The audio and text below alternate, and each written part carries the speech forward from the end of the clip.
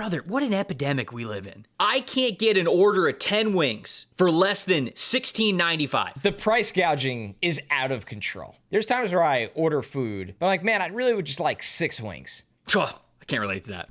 They rob you. This is what big food, big takeout is doing to us. They are. I'm going to ask you this question because, funny story, my cousin, he once this is famous in our family now, had a reaction when I was ordering wings one time about 4 or 5 years ago. We had a big group and we were all ordering wings. And I was like, all right, what are we going to do? Like 100 wings? And he's like, all right, but then what? He looked at wings as an appetizer. I said to him, I was like, do you need more wings? And he looked at me and he just goes, so just wings? Anytime we're going to order wings, especially if he's around, we'll go, so just wings? A lot of people are like that. I don't know why. Comment. I would love to hear from the good people. Can you order just wings? Can you be good with 15, 20, or does it have to be an appetizer? It's got to come with something else. Or can you hammer, no, I'm hungry enough for 20 wings. That's what I'm ordering. That's what's happening.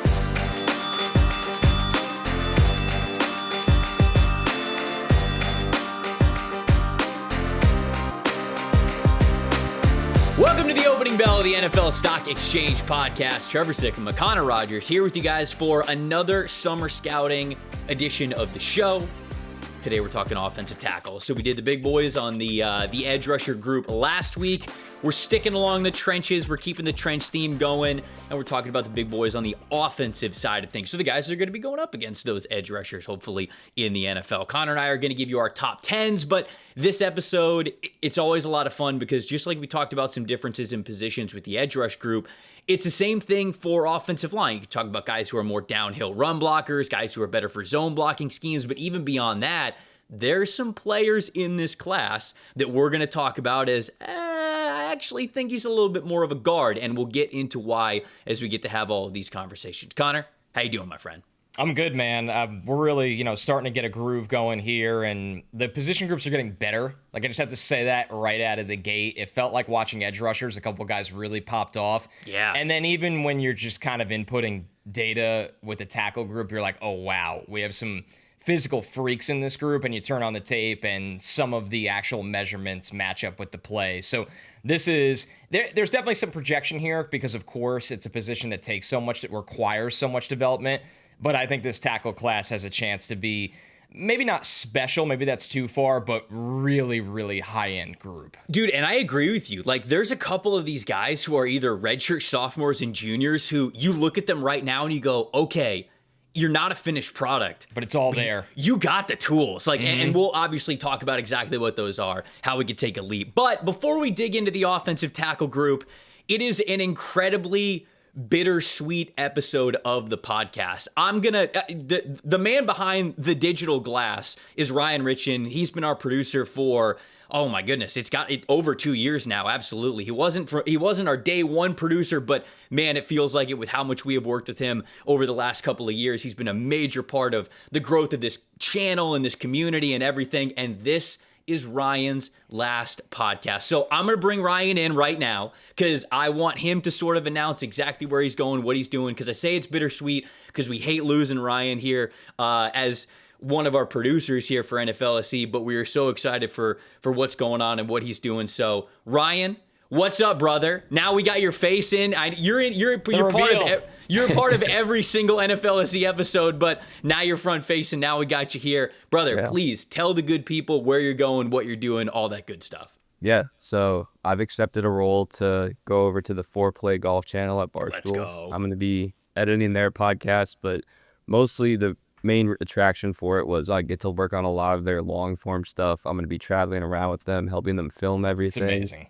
It's going to be a really cool learning opportunity for me. I'm really sad to be leaving the show. I know Trevor and I had discussed in the past me possibly sticking around if I ever did get another job, but I never expected to get a job of this magnitude. So I think it would just be too much on my plate, and contractually, I don't know if I'd be able to do it, but it really is bittersweet, but I'm excited for the new opportunity. And like, I'm going to miss this show so much. It's been the absolute best, editing everything, doing the cold opens, kind of getting the added community going.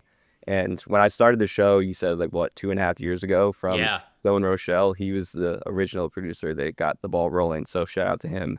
but really I never expected to grow as much as it has and the community to be as strong as it is. So like I said, it's bittersweet, but I'm really excited about the opportunity, and this was my favorite thing to do at work, and I'm really going to miss it a ton. And I have full confidence that whoever takes it over next is going to pick it up right where it leaves off. But yeah, I mean, it's sad, but I'm also excited. And thank you guys for everything. We're excited for you, man. I mean, like when you called us to kind of talk about, hey, what was going on and the opportunity we had in front of you. Like, for everybody that doesn't know, Ryan's a huge golf guy. Like, this is a dream scenario. Ryan, this is funny. It was at the draft, the draft that we just had. Like Ryan's a PFF employee, so yeah, he does NFL SE stuff, but he also does PFF stuff. So he was in Cincinnati for the draft show and everything.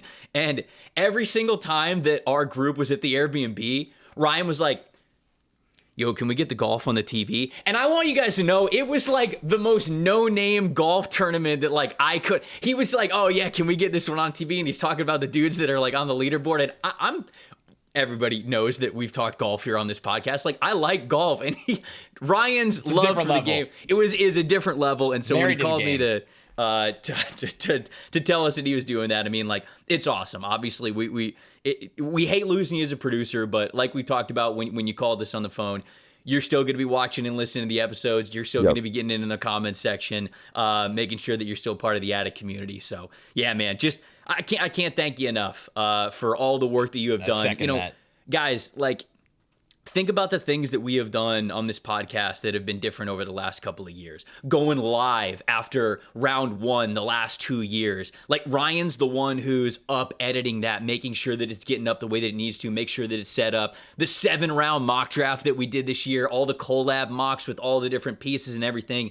That doesn't happen without Ryan's talent, his work ethic, his creativity, and just every idea we have thrown at Ryan. His first inkling is always like, sure, like let's try it. Let's try to make it happen. And so, Ryan, you are absolutely every part of the growth of this community as we are and as the Addicts are. So, man, just wanted to say thank you. I really did. No, and I want to say thank you to you guys, because I mean, a producer can only do so much. Like, it takes the on-camera people for me to like tie it all together. So like, without you guys, like, none of this would be possible. It all goes hand in hand, and it was a great opportunity for me to work on something new, and it was the best 2.5 years, and we crushed it, honestly. I mean, it's going to continue to crush, but like, the growth that we've had over the past 2.5 years has been insane. Even starting a YouTube channel from scratch to see where it is now. Yeah. Like, that was ridiculous, because we were on the PFF channel with 200,000 subscribers, and then starting completely from scratch, and to see how that grew just from nothing is honestly insane. And this was the reason I've been at this job for so long, was this show, and it was the best. Like, even meeting up with you guys in the Senior Bowl or the Combine or whatever, like, it was the most fun that I possibly could have had in a first job out of college. It was a dream job working in football. I'm excited for the new opportunity, but I'm very sad to be leaving you guys, and this show will always hold a very special place in my heart. So everyone listening, if this show starts to stink, which is a possibility, you could tweet at 4Play Pod every day requesting that they send Ryan back. It is a little peculiar, Ryan. We talked about golf more than ever on this podcast this summer, and you get a high-profile job in the golf industry, technically. I was just about to say, everybody who says that golf is ruining this podcast is now actually correct. Shrink the game. They lost many battles, but they won the war by far. No, I mean, it's like I said, it's sad, but I'm really excited. It's gonna be awesome for you, man. To work on something different, because, like, I don't know, like, working on podcasts is great, and you guys have made it awesome, but really, I mean, why I got into this was to work on more long form, not like documentary stuff, but more stuff like that. And with working with cameras with them, it's a really cool learning opportunity, and I'm gonna grow a lot, see some cool places, meet some cool people. So hell yeah, very excited for you, man. We just everybody, please, who listens and watches this show, go follow all the great work that Ryan's going to be doing with the 4Play Pod, and also the long form stuff, like the creative, like the What If series that we've been doing over at PFF. Like, we're starting that from scratch, and Ryan has just been unbelievable at how he has edited those and brought those to life, and I know he's going to continue to do it at his next stop. Hopefully, there's going to be episodes where you're still producing what they're doing wearing that NFL SC hat that you got on right now. So you'll see me on the videos filming wearing this shit. Let's go, baby. That for sure. Love that. Ryan, we love you, dude. We appreciate you so much over Love the you last guys. couple of years. You're the absolute best, man. Thank you so much for everything. Yeah, thank you. All right, the pod starts at 9:10. All right, just make the timestamp. Does it really though? No, it starts at 0. It's gonna be hard please. to ever start this podcast. That's very. Ryan is genuinely our secret weapon. He is. Yeah. Like I think a lot of people have caught on to that by now, but if you haven't, I think he understands. You and I have a very unique sense of humor in this industry.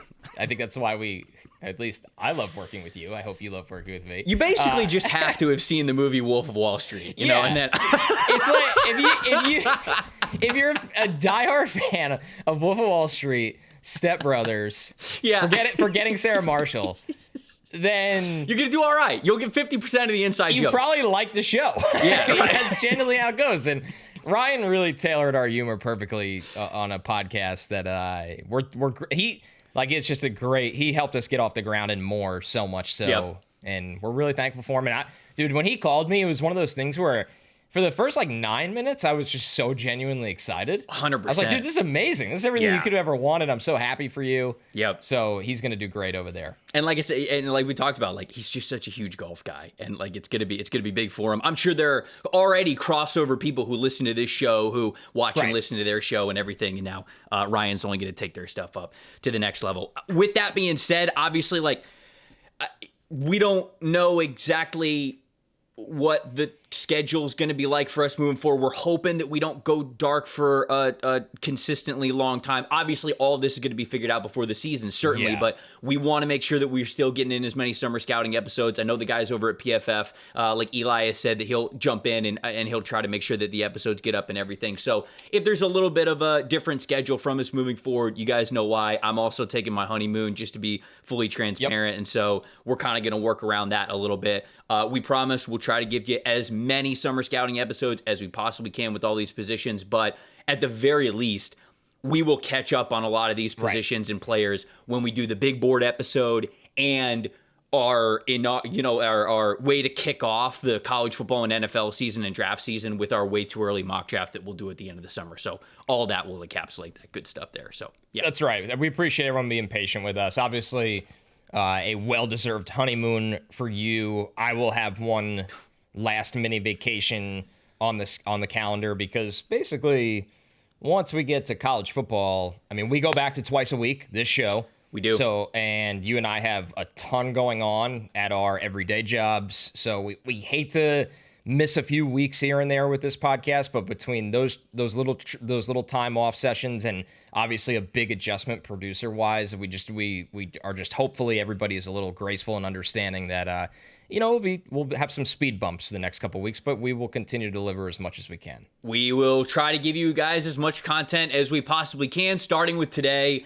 and the offensive tackle episode. So we're going to do our top 10s, and the reason why we wanted to do it in top 10 is because, like Connor said, the conversation I think is going to naturally take us a little bit beyond 10 anyways, and we'll get to talk about sort of what these guys do well in certain schemes, whether we think they're inside guys or outside guys, and exactly why. Because just like the wide receiver and edge rusher episode, we always want to give you the why, not just the here's how I see a player, but this is why I see a player in a certain spot. So Connor, let's start. Let's go 10 to 6, and then we'll spend a little bit more time individually on the top 5s as we normally do with these rankings. So give me your 10 to 6 list that you have for offensive tackles in the 2026 NFL draft. Number 10 for me is Max Iheanachor. How is this possible? Number 10. I didn't watch him. Oh, you didn't watch him? No. Okay, this is going to happen. It's just naturally, it's summer scouting. I mean, it's going to happen, so wide open. but I watched 25 guys. And I watched 25 I watched players. 15. I've seen, I think, 17, but I did 15 watches for this group. And, we're doing top 10s today because you're going to hear this combo a bit on the show.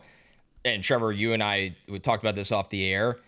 I ran into this guy's a guard. Yeah. Even though he was on my tackle list, but he's a guard, so that's why it's easier to just do top 10 tackles. So Max Iheanachor, He is an Arizona State offensive tackle that transferred from East Los Angeles JUCO level. Okay. Yeah, so he started all of 2024 at right tackle for Arizona State. So I have a little combo about him.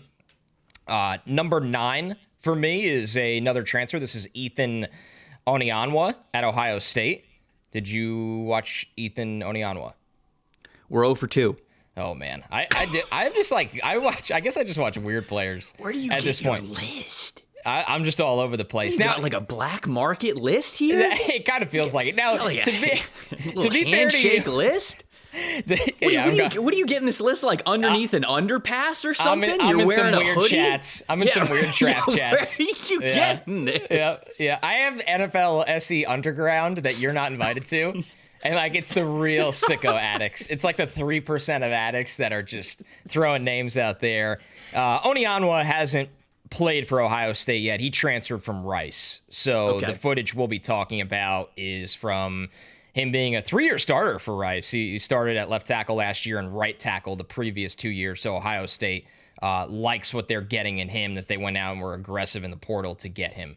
Number 8, I'm sure you watch because I know everybody's going to be watching this group as a whole. Caleb Lomu from Utah. Yep, I watched him.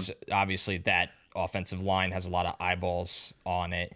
7, Aamil Wagner, the right tackle for Notre Dame. Watched him, yep. Yeah, Notre Dame is kind of like Utah, where there's a couple names to keep an eye on there. Not on the same level, I think, as Utah. But 6, Caleb Tiernan from Northwestern, who was ironically the last guy I watched, and I feel like this has happened a lot this year. He was the last player I watched and ended up all the way at 6. It'll be a really interesting combo around Caleb Tiernan. We know Northwestern has done a really nice job over the years with a pipeline at offensive line in general. Yeah, okay, so I got him. I got everybody other than the first 2 guys. So we'll have a good back and forth conversation about those players, but the 2 that I haven't watched, 10 and 9, whoever you want to start with there, let's just get a little bit of background information on them, why they ended up cracking that top 10 list for you. Maybe how you see these guys. Hey, are they more downhill blockers? You think they're more like man and gap scheme run blockers? You think they're more zone blockers? Let's hear about those 2 guys first. Yeah, so Iheanachor from Arizona State, he's a senior now. Like I said, he started at the JUCO level. 6'5.5", 322 pounds. He's got 34 1/4 inch arms is what I have down, 9 1/8 inch hands. So full year starting at right tackle for Arizona State. Obviously, he's got size, mass, and adequate length to stick at tackle, which is a really important part of summer scouting when you're watching these guys. You write down the measurements, you try to see how they adjust on tape and how they help or hurt them. So that was, I think, a positive overall for him. I think that this is somebody that coming from the JUCO level has taken to the Arizona State coaching of he tries to make a consistent effort to get inside hands to stall momentum. He understands like, hey, how do I use my 322 pounds with my hands to try to take on power? And there's pretty obvious natural strength. This is someone that I thought you see a lot of these guys, and it's always interesting to see how they react to the first move. Some of them just get thrown off balance. Some of them are a little slow to reset their hands or their lower half. He's got natural strength that you don't see the first move kind of bounce him around, and it allows him to reset his hands because he doesn't seem too overwhelmed. But there are a lot of, I don't know if red flags, but definitely some concerns on tape and why he's more on the back end of this list for me. So he had 3 false starts in 2024. And listen, I go and watch these. I don't just write down like, okay, 7 false starts, he stinks. The reason why the 3 false starts mattered to me, you can see that he doesn't always trust his feet against speed. And so he's trying to jump. He was trying to jump a couple times, and there's times where he gets beat by that outside speed because his feet are a little slow. Yeah. So you could tell that is something to him he is aware of, and it's led to some penalties, and it has led to some, occasions of him getting beat by outside speed. That is currently a problem. And this is an offense, too, where, they'll run some 3-step drops and quick game. And obviously, Sam Levitt is somebody that he runs all around the yard. So it's a little chaotic. Right. But that should sometimes, not always, help the tackle. So, I know something you do as well as I do. We like to filter and watch true pass rush sets because it gives you an idea how a guy looks in a scenario that you're going to see plenty of the NFL of. And I think that there was obviously concern about taking on speed. I think spacing is another thing. Spacing, spatial awareness. He allows rushers to get around that outside shoulder. But if he had better spatial awareness, especially with a quarterback that has mobility like they do at this program, he can run them out. And he hasn't really figured that out yet. And I think a lot of the great tackles don't panic because they know, I'm going to run this guy as wide. And I'll get to a guy that I thought did a good job of this in a bit. I'm going to let them run themselves out of the play, and I should trust my quarterback to step up or be set in the right place in the pocket. He doesn't have that awareness yet, and maybe that's something that'll that green light will come on the second year out of the JUCO level. They asked him to block on the move a lot. Like, you'll see him pull and counter. Okay. And he doesn't land on his targets with consistency or sustainability. It's kind of all over the place, and that's just getting yourself under control. And I would like to see him. He has enough mass and natural strength. He doesn't really finish those run blocks with authority. So I'd like to see that mean streak kind of, turn the corner for him. But he's somebody that I'm curious when you watch him. I think there's definitely some ability there as a true right tackle with the style that he plays. But just with some of his shortcomings, he's somebody that if he does start at the next level, you're probably going to want to give him a little bit of help. So many good narratives and conversations there, even within just that first scouting report that we can touch on and exactly sort of like what you're looking for with offensive linemen. Because, offensive lines are a little bit different. Again, if you're much more of a horizontal mid and outside zone rushing scheme, okay, then you're prioritizing a lot more of athleticism. But I would tell you that athleticism, especially playing offensive line at the highest level in the NFL, it's a prerequisite. You think of guys like Quentin Nelson, for example, right? I think Quentin Nelson is the quintessential sort of like power, maul you type of interior offensive lineman that we think about in the NFL. Quentin Nelson's a great athlete. Right. Like he's a great athlete. Quinn Miners, kind of the same way. Like Quinn Miners, we think of him like an ass kicker, one of the best over the last couple of years for the Denver Broncos. Quinn Miners is a great athlete. So even these dudes who... But Trent Williams, man. Wait, right. When you think about the NFL, I mean, Trent Williams is as much of a mauler as it is. And this dude is a great athlete, athlete. 4'8", 840. I think there's a lot of people who might look at offensive linemen and, whether you're, just starting out scouting or like whatever it is, and they might look at an offensive lineman and they say like, okay, well, no. He's more of a power downhill guy, so he doesn't really have to be that great of an athlete. But sort of in situations exactly like what you're saying, you might be able to get away with it from a run blocking perspective if you're put in the right run blocking scheme. But if you are not a great athlete, you're going to get exposed in pass protection. And there's going to be a handful of guys that we're talking about here on this show where athleticism can look different in a lot of ways. Like athleticism to me, also like flexibility goes into that. Yeah. How balanced you are on your feet, how fast your feet move. That goes into it just as much as sort of how much ground you might cover on the hoof as a puller or in zone blocking schemes. So it's a really great point that you bring up, and I'm glad that we sort of started here with him because it's a great way to sort of categorize and talk about offensive linemen where you go, okay, yeah, if you're just a power guy, yes, there's a run scheme where you can play well and still be effective, but when you're asked to pass protect, if you are not a great anticipator, sometimes you get exposed if you don't have that type of flexibility or foot speed or just coordination, core strength, body control, balance, those are the type of things that make you an athlete at the offensive tackle or even I would say like guard position. So that was something that I'm really glad that you brought up there. Washing rushers out, I also think is a really important thing just to touch on very quickly because sometimes you are right. Sometimes guys might be really big framed, might have a lot of weight on them, somewhere around like 315 to 330 pounds or even above.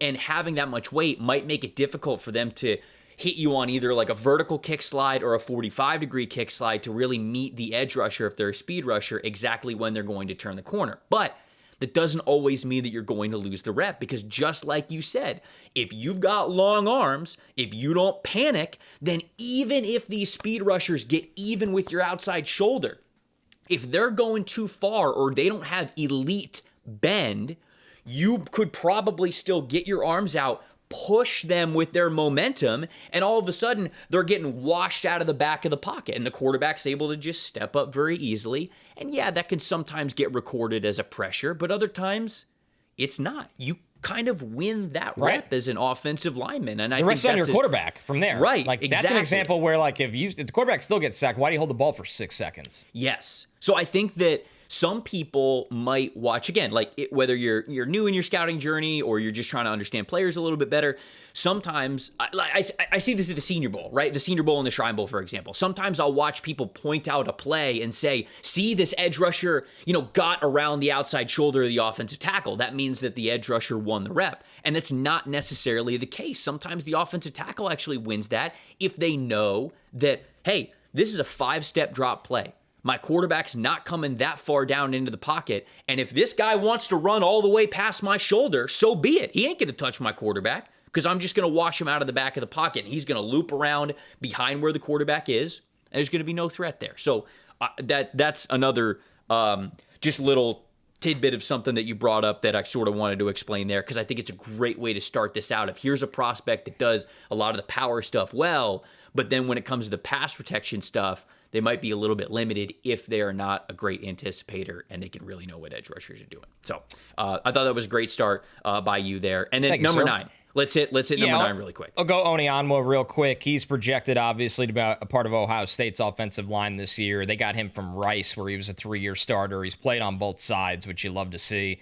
He is 6'6", 333 pounds with 34 and 5/8 inch arms and 10-inch hands. He is a monster. That's this guy. a large human being. And what I love about him is, to match the sizes, this guy plays with a different energy. You could see why Ohio State went out and got him from Rice. He wants to inflict pain on the football field. He knows his size is his advantage, and he actually tries to use that to his advantage. Just a massive human, height, length, mass. Relatively under control in pass pro. Obviously, he's going to be tested at a much different caliber in the Big Ten, but he has balanced being under control and when to let out that nasty side. And that is a really, really important skill for any offensive lineman.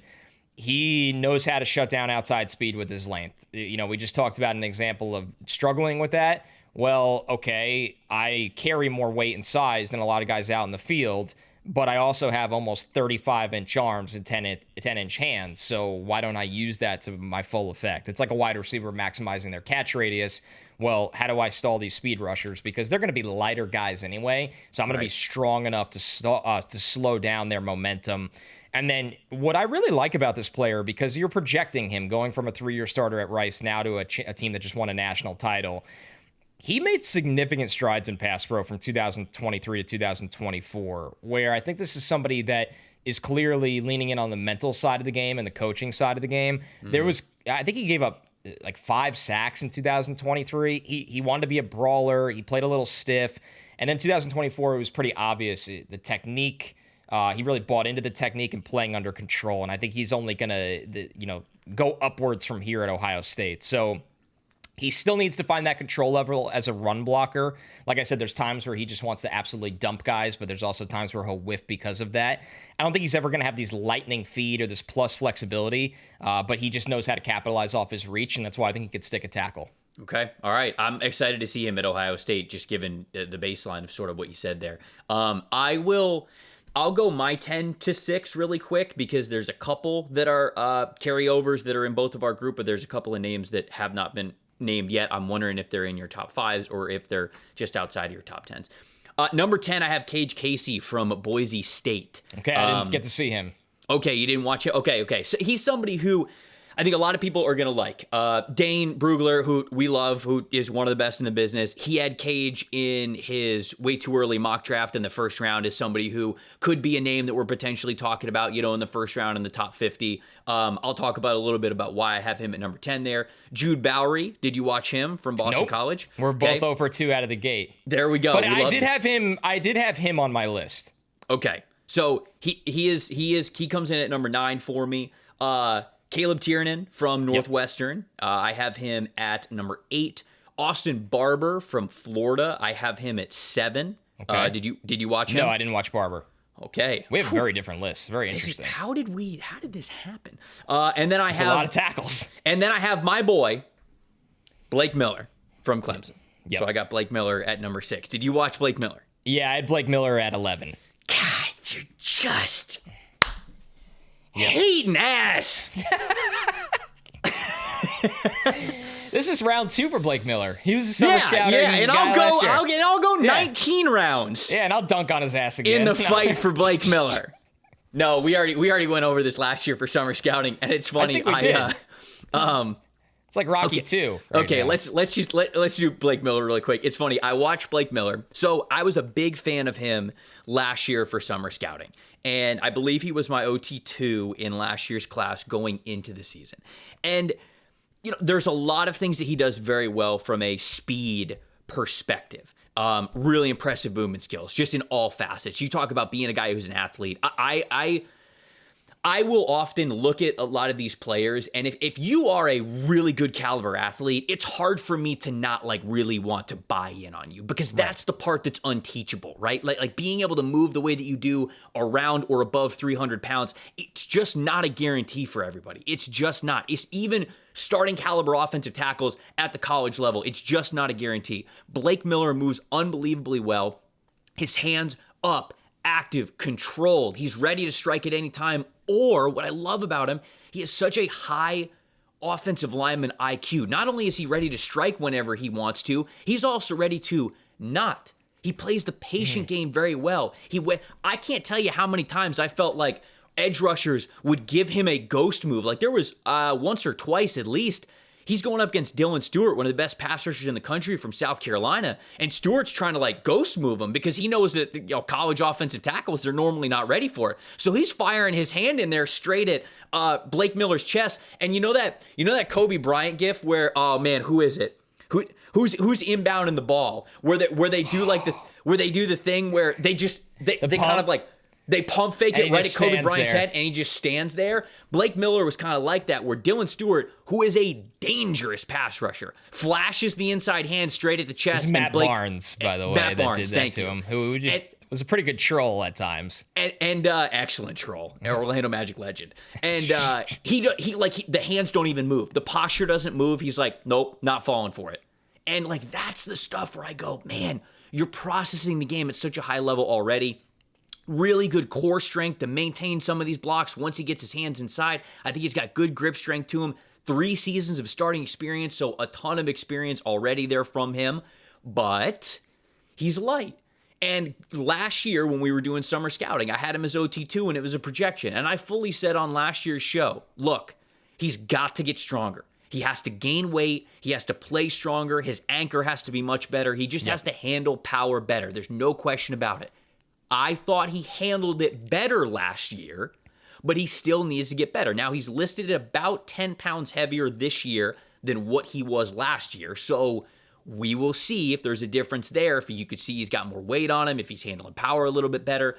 But to me, just the footwork, the IQ, the patience, the awareness, the anticipation, the hand usage, the grip strength, and just the caliber of an athlete that he is. I'm a big Blake Miller fan, and I messaged the college football guys, Dalton Washington and Max Chadwick, and I sent them a clip of him going up against Dylan Stewart, because I actually thought he held his own pretty well against Dylan Stewart, which I thought was a big test for him.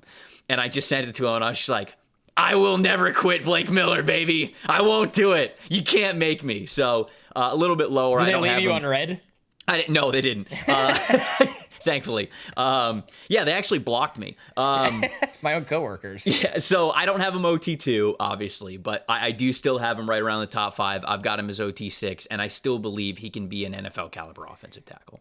It's funny, our notes aren't that different, which is this just always makes me laugh in this, and just how rankings can work, and especially this time of year where there's a lot of canvas left to paint for these guys. He's got a crazy build. And you talked about the weight. It's great to see him. I know last summer we were like, man, you got to get over 300. Now I have him down as 314. Yeah. Which is, that's like, okay, we're where we need to be. For a guy that's almost 6'7", he's 6'6.5". He's got Inspector Gadget arms, dude. 35-inch arms. I mean, he's got all the size.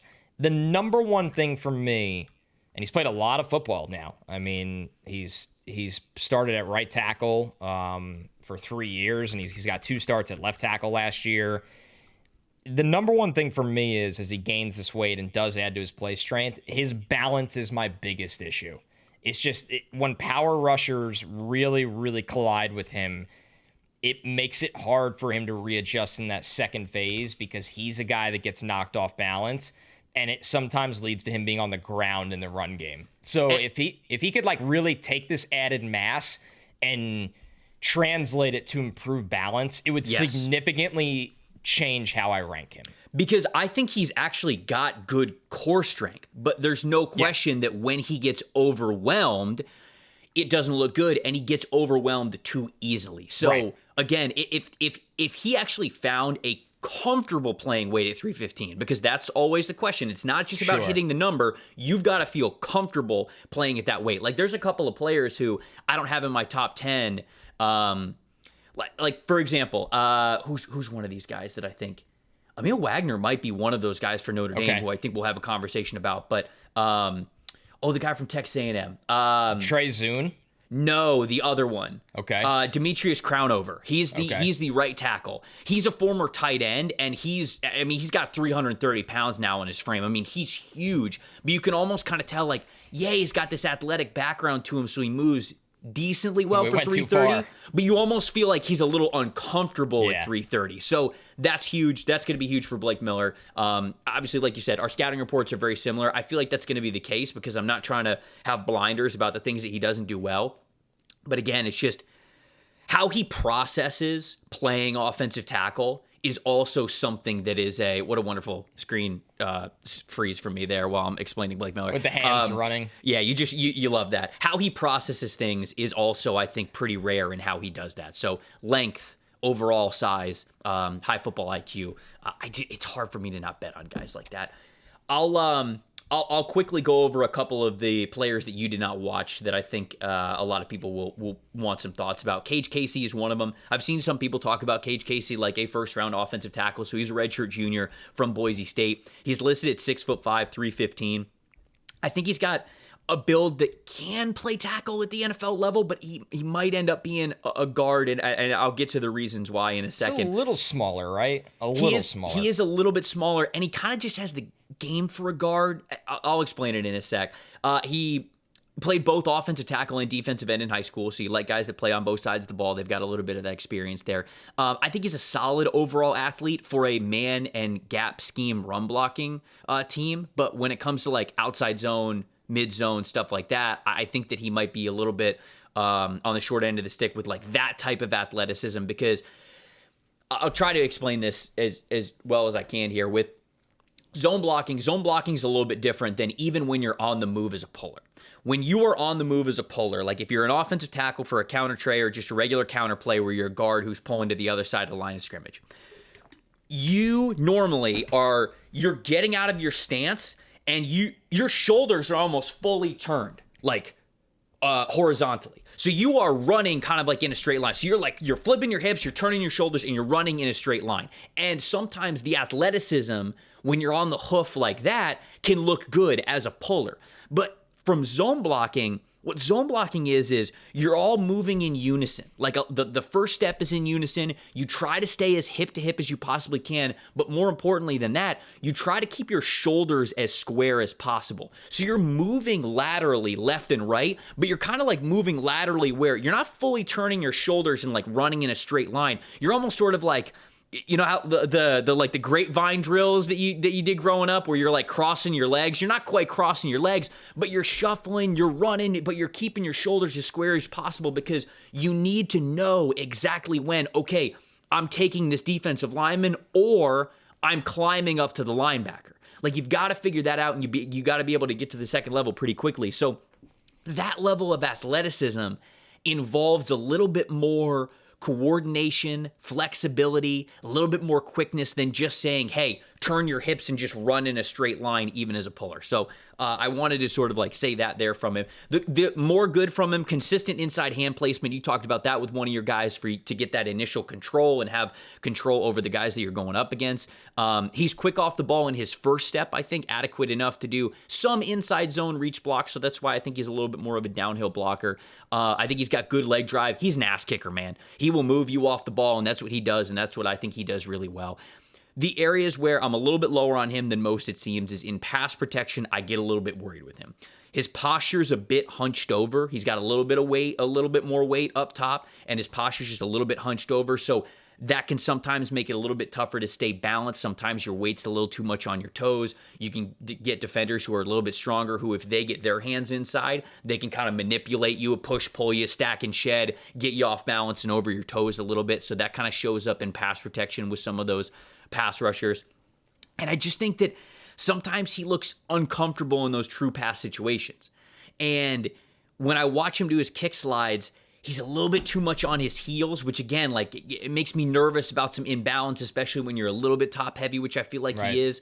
So he's an ass kicker in the fact that he's got that strength up top. He's got that upper body strength. He's got pretty good leg drive to him as well. But I wonder if the arms are long enough for tackle, and he just looks a little bit uncomfortable in pass protection when he's left on that island. That gets mitigated more if he were to move into guard. Now, he'd be a little bit taller of a guard at 6'5", but I think you can deal with that a little bit. So to me, I just think the pass protection aspects of him on an island by himself at offensive tackle, you see a lot more of those potential weaknesses with him where they get masked a lot easier when it's inside for him. And I think that his feet are quick enough, and I think he moves well enough to where you don't worry about, him getting exactly where he needs to be when it comes to like an inside zone landmark or what he's going to do on duo blocks, climbing to the second level. And certainly he's got a mentality to be a really good run blocker. So that's why I feel like I'm a little bit lower on him than other people, but that's Kage Casey there for me. Any thoughts there before I move on to Jude Bowry real quick? It'd just be interesting to watch him this year to see if he can kind of transform his body to break some of those habits, or if he's somebody that, with his run blocking ability, teams will like better at guard. I saw he's a 6'5", 308. It's not a typical tackle build in this era, but, obviously a guy we're going to watch closely. And I would love for him to, if he puts on more weight, I would love for him to put on a little bit more weight, like in the lower half. But sure. Like, just to let you guys know, and we'll talk about this with offensive linemen, just from a human body perspective, like it's not always a guarantee. Like you just, even if you gain weight, like it's hard. You might not gain weight. Like even if you're like squatting, deadlifting, all this kinds of stuff that you should be doing, sometimes your body just doesn't place excess weight in the lower half. And sometimes that just kind of like is what it is. And so you got to make up for that in other ways. I think technique and anticipation and a lot of things really can help that out, being more flexible, all that. So we'll just see if it's a little bit better in pass pro with Kage Casey. Jude Bowry is next, the offensive tackle from Boston College. I want to hear about him because this was a really good unit last year, and he was on my list. I just ran out of time. Yeah, so he's a redshirt junior this season. He played opposite Ozzie Trapillo. So Trapillo played that right tackle spot, and he played the left tackle spot. 6'5", 308, very similar to Kage Casey. And I think that the conversation is kind of similar with those guys. I think that when you look at Bowry, I think that he's a little bit lighter on his feet. He's got a little bit more natural flexibility to him. I don't really see that sort of hunched over posture from him, but light on his feet in pass pro. I think he's got a really good anchor technique. He knows how to use leverage. And so for an anchor technique, like just a very quick synopsis of it as somebody who did not play NFL offensive line or anything like that. You guys can find clinics where guys say, yeah, that's true. I can't sell myself short in life. You're right. You guys can find clinics where they explain this a lot more in depthly, but essentially when you're facing power, when a guy is just coming right at you and he's got his hands inside and he's got his arms extended and he's trying to bull rush you, what you are trying to do as an offensive lineman is you are trying to, one, get your pad level lower than his. You are trying to also get your hands as inside as you possibly can on their chest to just have maximum control over them. So you're looking to get leverage, you're looking to get low, you're looking to get your hands inside so you're as strong as possible to bench press them up. And what you're mainly trying to do is you want to widen your base And essentially, as they are bull rushing you, with every step that they take, you want to have your feet wide, you want to have them open, and you want to sort of hop once, twice, and then essentially what you want to do is you want to anchor, get your feet in the ground, use that leverage, and use your arms to lift their momentum up. So their momentum is no longer, that speed to power momentum is no longer coming at you and through you and straight at the quarterback. You are using your leverage in your lower body to redirect their momentum up to stop their anchor. And you do that using a couple of those techniques. Obviously, like I said, there are people who know a lot more about that than me from experience that you guys can go see clinics on. But that is what we're talking about when we say good anchoring technique. And you can be a lighter offensive lineman like Jude Bowry. He is listed at 308. 308 is 37th percentile for the offensive tackle position.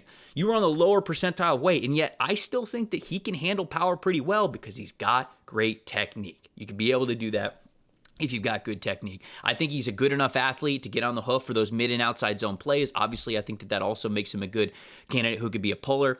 The issue for me with him and why he's a little bit lower is I do worry about the arm length. The arm length issues often cause him to, and again, just kind of try to picture this, guys. The reason why arm length matters for offensive tackles is because ideally what you would love to do is you would love to be able to sit low, with your back arched correctly, you've got the right posture, you're sitting down, you're conjuring the power in your lower body, and you want to be able to hit and go up against and hand fight edge rushers without having to compromise your posture and your power. When you have long arms, it allows you to do that. When you have shorter arms, think about it. In order to reach the edge rusher you're going up against, you have to lean. You have to get closer to them. When you lean, then more of your weight is on your toes, and then you're hunched a little bit. So you're losing the power that you get in your hamstrings and your glutes and some things like that. And of course, you're off balance.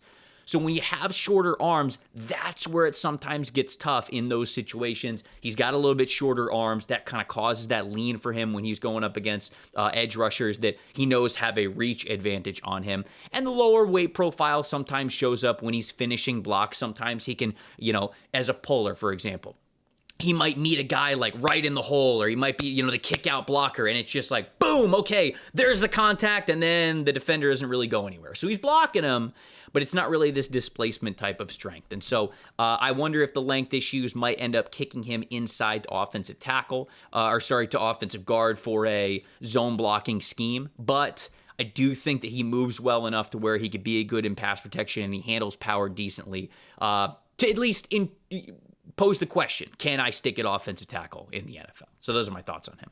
I like it. And then we did both have Caleb Tiernan in this tier. We did have Tiernan. Yes. Okay. Finally, some crossover. Yeah. Go ahead. I feel like I've been talking a bunch. You talked to me. That's naturally how it goes when we have different players. I went back to back on that as well. Intro Tiernan for us, and we'll talk about him. So Tiernan, Northwestern offensive tackle. He's a redshirt senior this year. He's 6'7.5", 320 pounds. He is quite large, but he does have shorter arms, 32.5-inch projected arm length right now for his size. But this is someone that has already played a ton of football, as is often the case with these Northwestern tackles.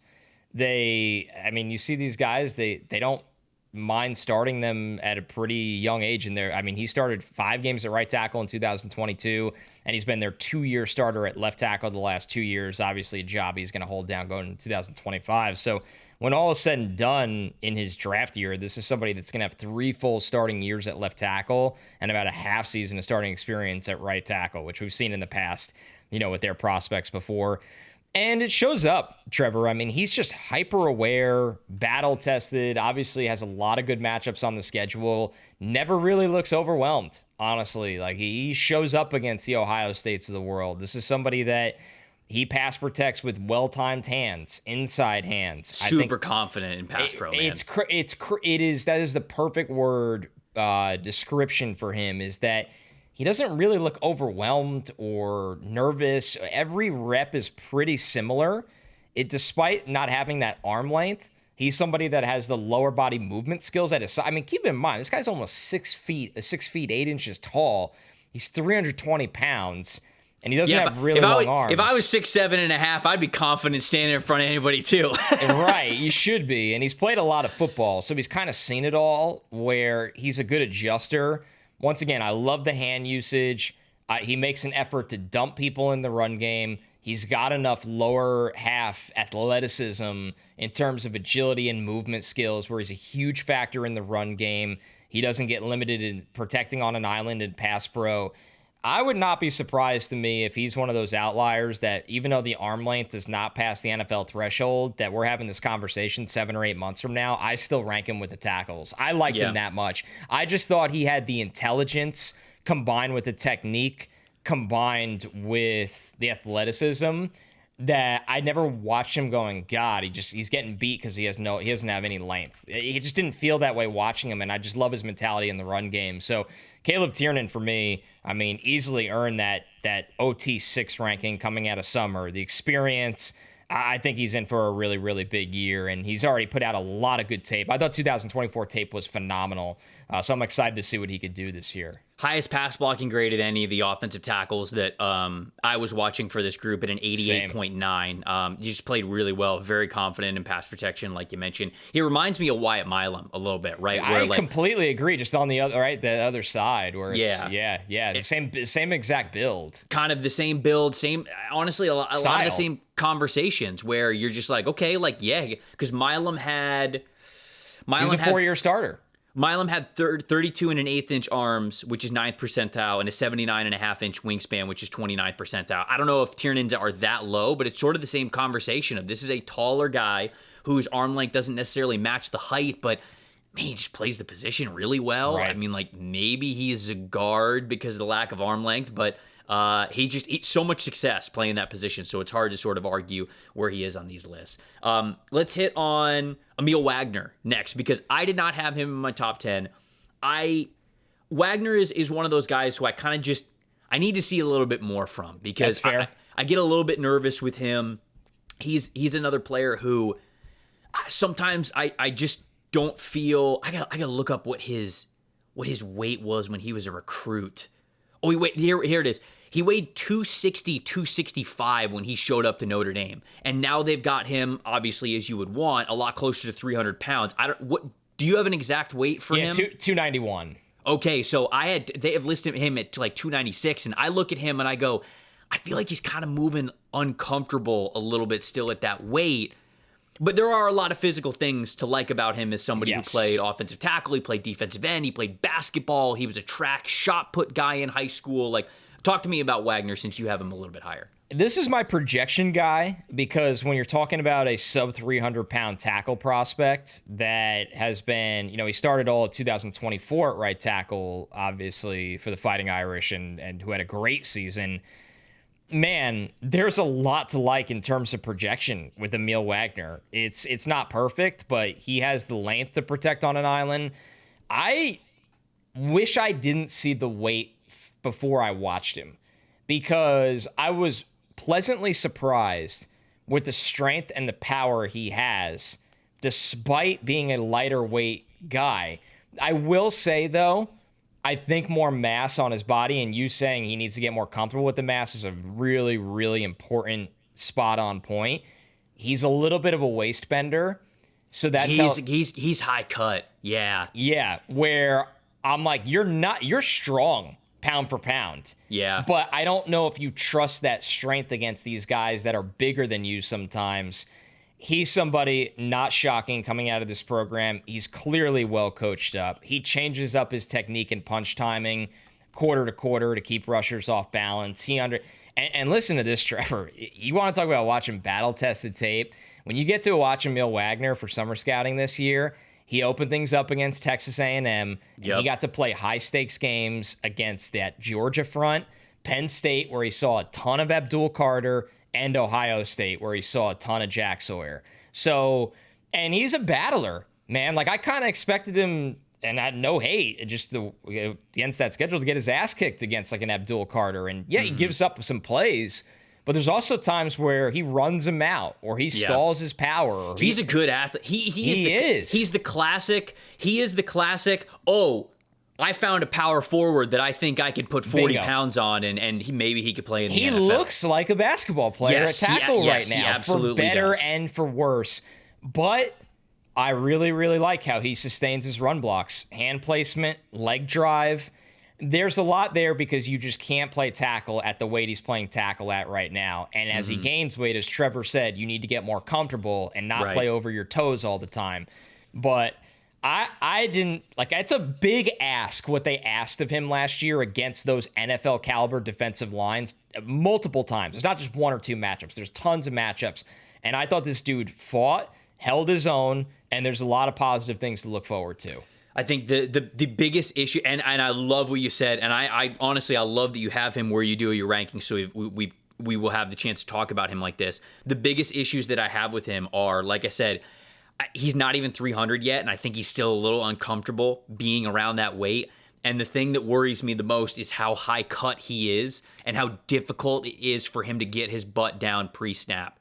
Because he's naturally going to be a bigger, taller dude, and he just loses a lot of leverage battles right off the bat because he can't get his butt down. So if we even get him like 305, 310, like I think if he were to be drafted in the NFL right now, he'd be the classic like draft and stash. Like you're not really playing him probably until his third year of his rookie contract, and you're hoping that he becomes a starter, that he gets a second contract with you, and that he's phenomenal within his second contract and beyond. But that was an area that I was a little bit nervous. We get to see him another year at Notre Dame, and hopefully he's putting on a little bit more weight or just looks comfortable at that higher weight, because I do think that is required of him. The last guy that we talked about in this group before we move on to the top fives, Austin Barber from Florida. So Austin Barber, you talk about somebody who wins with leverage. Man, this guy absolutely does. I don't think he's the biggest and strongest in the world. I know he's listed at 315, but he's somebody who, when you watch him sort of make contact or try to maintain blocks, you could tell I think he needs to get a little bit stronger. But the things that you love about him is he is just a very, very good all-around athlete. He is also somebody who played basketball in high school, and you can absolutely see that in how he plays the game. You watch Austin Barber, and before the ball is even snapped for that first player that you were watching of him, that base is wide, it is strong, it is low, it is loaded for whatever that first step is, whether it's straight at a defender, whether it's to the left, whether it's to the right, whatever.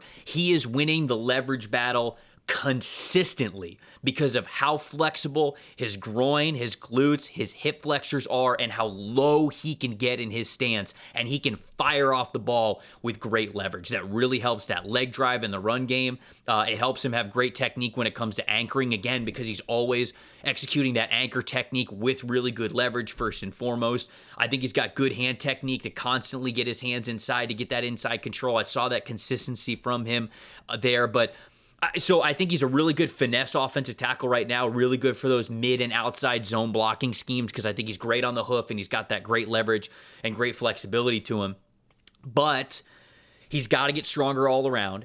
That goes into the displacement that he has as a run blocker, how he takes power and pass protection, and he's got to be able to maintain blocks longer. There are times when, Connor, he'll get his hands inside and you go, okay, you won. And then all of a sudden the edge rusher will like have some sort of like a cross chop move, or like he'll execute a rip, and like, boom, all of a sudden like he comes off the block, and I was like, "Oh, wait a second! You did your job. You got to block him a little bit longer than that. You got to give the quarterback at least an extra second there to get the ball out of his hands."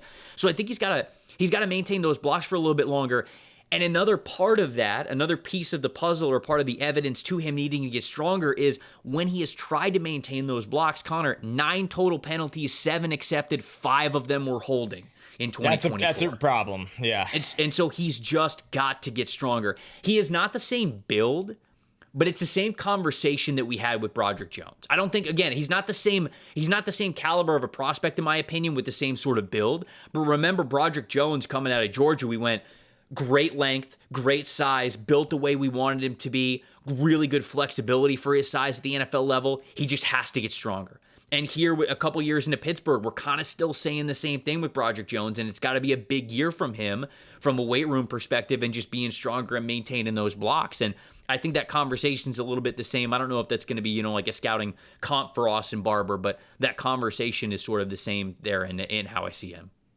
Yeah, another guy I got to get eyes on Man, this class is deep, man. The fact that like we watched Yep. this many guys, and we have additional guys that we each haven't seen, is crazy to me. It's a good year to need trench players. Yes. Because plenty of these guys will kick in too, so it'll beef up the interior class. Yep. All right. Okay. Number Wait, gotta pay the bills. Sorry, gotta pay the bills. Gotta talk to people out there, especially the parents. Ask them a very important question, and that is what your child's future success looks like for you. Are they owning their own business? Are they living in a house with their family? Are they traveling the world? Whatever that is, you can help them achieve that right now with a kids investment account from Fabric by Gerber Life. Fabric by Gerber Life was designed by parents for parents to make it easy to plan for and manage your family's financial path. With a kids investment account from Fabric, you can start investing in your child's future today. Kids can't invest while they're minors, but you can use this kids investment account to invest on their behalf. It gives other investments so much more time to grow. Starts with just $20. No contribution limits to it. Tax advantages. Funds are SIPC insured up to $500,000. No commission fees to it. Just that low, flat monthly maintenance fee for them. And they can be used for anything. It doesn't have to be just, when they're over 18 or they're young adults, like whatever that is. Like even when they're kids, it's sports, it's music classes, it's tutors, it's tuition, things like that. You can take from it at any time to help out your kids along their way. Join the thousands of parents who trust Fabric to help protect their family. Start investing in your child's future today at meetfabric.com/stock exchange. Meetfabric.com/stock exchange. MEET fabric.com/stock exchange. Portfolios are managed by Fort Washington Investment Advisors Incorporated. Additional services provided by Apex Coin Corporation. All investing is subject to risk. Learn more at meetfabric.com. We're going to get a MEAT Fabric player here that we're going to talk about here in the top fives, I believe. I'll save it for that. But who do you got at number 5? Reminded me of the meat umbrella. Yeah, the classic. That was Mason Graham, I think. He was the meat umbrella player of the year. Did we give a meat umbrella player of the year? I don't know. I had wings this past Sunday, and they looked good. Yeah, I mean, they're good, but brother, what an epidemic we live in. It feels like you're going through a wing problem down south. 100%. Wait, are you telling me it's not that bad up there? Brother, no. I can't get an order of 10 wings for less than $16.95. The price gouging is out of control. Yeah. I do completely agree with that, because wings for me, I know you can just hammer wings, but especially like there's times where I order food, but like, man, I really would just like 6 wings right now. Oh, I can't relate to that. But they rob you. That's true. Stone Cold, like if you get 6 wings, forget it. You are getting robbed. The worst part was that the place that I ordered wings from, they had 5, 10, 50. Well, can you give me like a 15 or a 20 piece? That is actually, because if I wanted 15, then I'd have to order the 10 and then an extra order of 5 on top of it. They're not cutting me a deal. No, and you're getting ripped off, because this goes back to the half a dozen problem I just stated. Right, and I won't do it off of principle. This is what big takeout is doing to us. They are. It's a numbers game, where unless you're just a massive eater. Like who's a good example of this? Like what Aamil Wagner needs to be doing soon. But yes, there's no sweet spot anymore. You're always either going to have leftovers or be hungry, underserved. Yeah. Big takeout has really figured it out. It's sad. Yeah. Who doesn't love a good night of takeout? Okay. All right, hold on. I'm going to ask you this question because funny story. My cousin, I call him my cousin. He's married to a family member, but he's like family, so it's just easier to say that. He once, this is famous in our family now, had a reaction when I was ordering wings one time about 4 or 5 years ago. Can you eat just wings? This is my question for you. Can you eat just wings? Can you go to a wing place and go, yeah, I'll take 15 wings, and like that's it? Or do you have to be like, no, that's weird. Like I gotta eat wings and either fries, or like wings are an appetizer and then like I get a burger or something. I prefer to get fries, but as a meal, I can easily eat wings. You can. Okay. All right. So this was his gripe is we had a big group and we were all ordering wings. And I was like, all right, what are we going to do? Like 100 wings?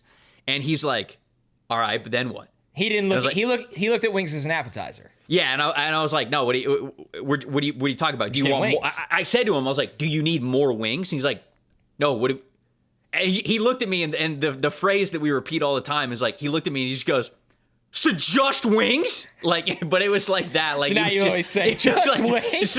So anytime we're going to order wings, especially if he's around, we'll go, "So just wings." And it's perfect. And a lot of people are like that. I don't know why. Comment. I would love to hear from the good people. Just wings? Can you order just wings? Can you be good with 15, 20, or does it have to be an appetizer? It's got to come with something else. Or can you hammer, no, I'm hungry enough for 20 wings. That's what I'm ordering. That's what's happening. Well, if the argument is, I just need something different, get half a dozen of 2 different flavors. Yeah, but even that wasn't good enough. No, he just can't get over the fact that wings is a meal. Yeah.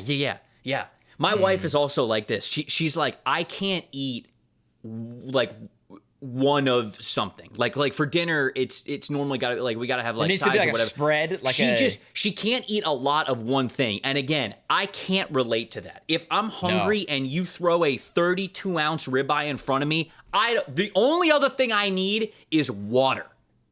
And I'm good to go.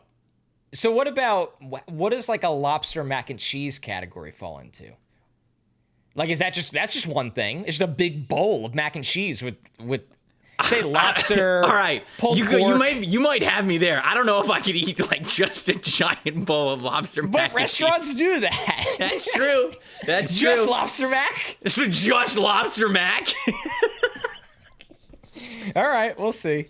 It's a fair point. I think both sides are right here, and I'm usually not a believer in that 2 sides could be right, but I get it.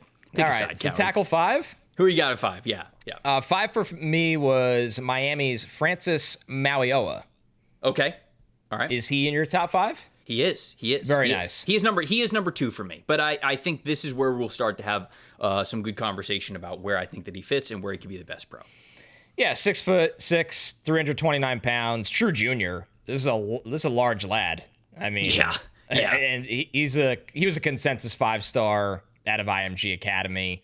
He got to Miami, and obviously they were very happy with the shiny new toy they had recruited because he started right away. He's played right tackle for them each of the last 2 years as his true freshman and true sophomore seasons.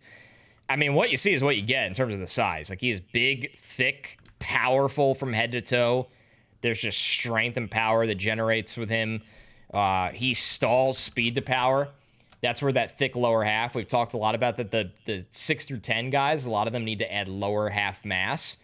With Mauigoa, it doesn't really ever look that way. He could easily stall speed to power with his base.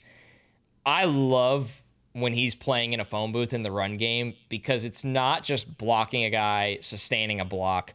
He is more of a guy that engulfs and dumps defenders. You kind of just see their frame get swallowed into his frame, and then they're on the ground. Yeah. And it's a big man's game, right? Like, in the trenches especially, this is someone that just has the God-given physical abilities to do things that not all can. Now, why I'm at 5, Trevor? By the way, gave me some shades of Taliza Fuanga watching him. Ooh. Yeah. Okay. When I watched him, especially run blocking and the build. I mean, he can kick ass in the These run are game. tall, just large humans. Just large humans where the height and weight ratio is like, okay, he's filled out at a pretty big size height-wise. And those are some of the problems that a younger Fuanga had. There's times where he gets caught leaning against speed rushers. I don't know why, but I just see him block forward over his skis, and that allows the speed rushers to angle around that outside shoulder. Because if he had a flat back against them, I think he would use his size and be able to stall their speed a little bit with his strength. But when he blocks over his toes, that's when they're able to get flexible around him. And then as a run blocker, obviously he's human stick of dynamite out there. But sometimes his pad level runs high because he's a bigger guy. And that's when he goes. Kelvin Banks had this issue. And Kelvin Banks was somebody that I asked about this issue, and he was very transparent about it. He's like, it's almost excitement, but it's something that you absolutely have to fix. You get out there and you want to be that human C4 and just detonate someone. And when he connects, bodies go flying. Yes. But there's a lot of problems of failing to sustain the run blocks. if you just played a little more under control. Now, this is a really, really young player. So I think Mauigoa could easily be the first or second tackle taken in this draft. There's just some things that I want to see him clean up, and it's his true junior season, so I'm pretty bullish that he will. Yeah, and an incredible story. He is from the island of, I hope I say this right, Ili is how you say it, which is in the American Samoan Islands, which is in the Pacific, and he grew up in a village of 3,000 total people. And, once they kind of started playing football, and I was reading an article about him and his brothers, really, they loved the game of football. They were playing it a ton. They sort of saw an opportunity for, their family saw an opportunity for their sons to be able to play football, but they couldn't do that on the island. They needed to move for it, so they ended up moving to California first when he was a teenager, and then played a little bit of high school football, I believe, in California before transferring over to IMG Academy. At least Francis did. His brother was drafted in the 5th round by the Jets this past year, and his older brother also played for Washington State. He was a 3-year player there. So he's got family in football, and just a really cool story of how he got to this point of a highly regarded recruit, and now we're talking about him as a draft prospect. Anytime that you get somebody who comes from island in the Pacific of 3,000 people, and now we're talking about him as one of the best NFL draft prospects in the world. I mean, that's just an incredible story, and shout out to his family for doing what they needed to do to make that happen for not just him and his brother, but that's really, really cool. So you talked about him playing right tackle, really big, thick build. He kind of looks like a guard playing offensive tackle, and so he is a player who I wonder if there is arm length issues for him. I don't know. We'll see. I don't know either. He can make up for it now in college. I wonder if it's just it is a little bit like the Taliese Fuanga conversation, because Fuanga, I watched him play, especially his final draft eligible year, which I think he was a redshirt junior that season. And I watched him at Oregon State, and I was like, nah, man, just let him fail at tackle first. I mean, I think this guy could play offensive tackle for you. I really do. And I think that he was very solid as a rookie, especially playing left tackle for the first time for the Saints. Now he's going back to right tackle, so we'll see how much better he could be this upcoming season. But the reason why I ended up having him at number 2 ahead of, I'll sort of reveal it now. I've got Kadyn Proctor at 3. And the reason why, the conversation's kind of similar with both of those guys. Massive human beings playing offensive tackle. Arm length, they might just be better interior players. I mean, you might be able to just watch these guys become all pro players if you stick them inside at guard, whereas if you play them at tackle, they could play tackle for you a little bit, kind of like Joe Thuney can play tackle for you. Donovan Jackson can play tackle for you. AVT can play tackle for you, but that's not their biggest area of impact, or you get more negative plays than you would just straight positive plays if maybe they're a guard. So the reason why I have Mauigoa, I believe is how you say his last name. The reason why I have him at 2 is because of a lot of the promising things that you mentioned there, but I also think his feet fire faster in pass protection than Kadyn Proctor's do. I thought so too. And I just felt like he was lighter on his feet in pass pro in those one-on-one, you're on an island tackle situations than Proctor was. Proctor's so impossible for so many people to get around because he's a damn mountain. But he's Mekhi Becton size, basically. I felt as though Mauigoa was winning in pass pro more with his feet than Kadyn Proctor was. So both of these guys might end up being guards. I don't know, but the footwork is really what did it for me with him, where I was like, okay, we're talking about, I'm watching a true sophomore here. This guy's got the whole world ahead of him of where he could be and who he could be as a prospect. So I like him as well. I have him at number 2. So you had him at 2. I think we're both really, really high on him. I had Kadyn Proctor at 3 as well, by the way. Okay. I think you and I are going to see eye to eye on him. So 5 for you. 5 for me is Charles Jagusah. Interesting. From Notre Dame. Yes. Did you watch him? I did. He was somebody that I just couldn't honestly rank with. It's hard. With everything that has gone on last season, and now an unfortunate UTV accident that is going to go on into this season. Yep. But I get what you're going to say, and I'm very curious to hear it because there are obviously flashes of talent in a very, very, very small sample. He's a redshirt sophomore going into this season. He's listed at 6'7", 325 pounds or 20 pounds. So that's 83rd percentile and 69th percentile for the position. I think he's got adequate arm length. I think he can absolutely play tackle at the NFL level. 4-star offensive tackle as a recruit in that 2023 recruiting class. Played both offensive and defensive line. He also wrestled in high school, went undefeated, 41-0, winning the state championship as a junior, and then he committed to Notre Dame. He played in 2 games in 2023. I think that was the year that he redshirted. He would have redshirted that season, I believe. He played in 2 games in 2024, so last year, but he only played in 2 games because he tore his pec before the season started. So we didn't get to see him for almost the entire year. All he did was play the last 2 games of the season, the college football semifinal and then the national championship. The college football semifinal, he played at right guard for them. And then in the national championship against Ohio State, he played every snap at left tackle. So that was basically his first game at tackle of the season, was in the national championship against Ohio State's defensive line. And so we basically have 1 game from him. Right. And so I think that people are going to listen to this, and you are... I do not fault you at all whatsoever for not being able to rank him because he has 1 game. But I've talked to people in the Notre Dame program who think the world of this guy. Like, think that he could have been an All-American type of player last year before he tore his pec. And that was with him as a redshirt freshman. Right. They were sort of like having these potential expectations of him. He's got the size that you want. Not only does he have the wrestling background that you want, but Connor, he played soccer and basketball growing up. Soccer specifically is important because this guy moves incredibly well. He is still so light on his feet, so well coordinated, so balanced for all sorts of change of direction and pulling and just inside, outside zone, everything, mirroring pass rushers, all of that kinds of stuff. The only game I was able to watch was against Ohio State. And if JT Tuimoloau is a 2nd-round draft pick, the 1 game that he has started in college football, he not only held his own, but got the better of JTT most of that game. And JTT got drafted in the 2nd round. This guy's played once, coming off a torn pec. Now, that's not to say he didn't lose reps against JTT. He did. JTT's got so much more experience than Jagusah does. And so, like, you can absolutely see there were reps where it's just like, okay, like, he didn't anticipate the way that he needed to. Hat off from JTT. He did a great job, especially in the second half of that game, playing that chess match of sort of what worked and what didn't.